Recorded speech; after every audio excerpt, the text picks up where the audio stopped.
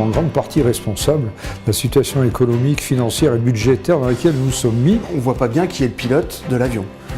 On ne sait pas où on va. La France est responsable de ces maux.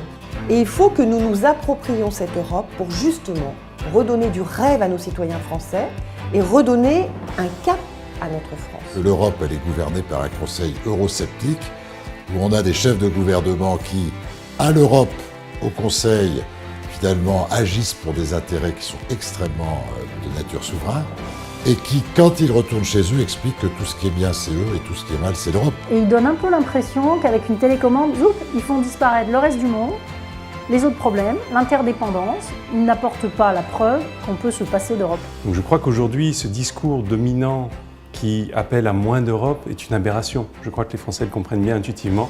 Mais ils attendent des solutions et je voudrais m'engager pour pouvoir les proposer. Je veux surtout poursuivre le travail engagé pour une Europe qui soit plus réaliste, plus concrète. Tous les dossiers qui concernent le quotidien des Européens nous importent. Pour qu'on retrouve de l'emploi en France, pour qu'on sorte de la crise, il n'y a pas d'autre solution que l'Europe. Une Europe qui arrive à recréer de l'industrie, de la production, des filières.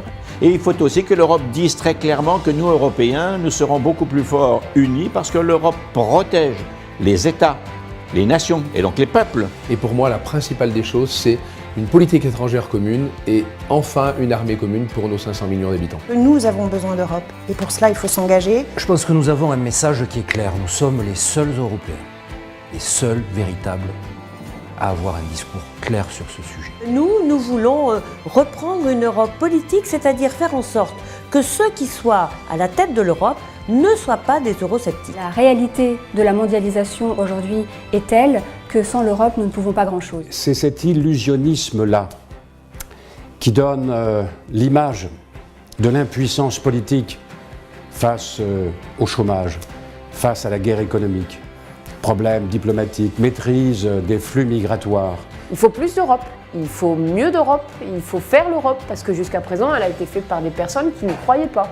Et jusqu'à présent, en France, on a le choix finalement entre ceux qui veulent en sortir, ceux qui n'y croient pas, et les seuls vrais Européens, ils se trouvent ici. Il y a un moment où effectivement on se dit qu'il n'est plus possible de rester simplement observateur, de raconter ce que l'on voit.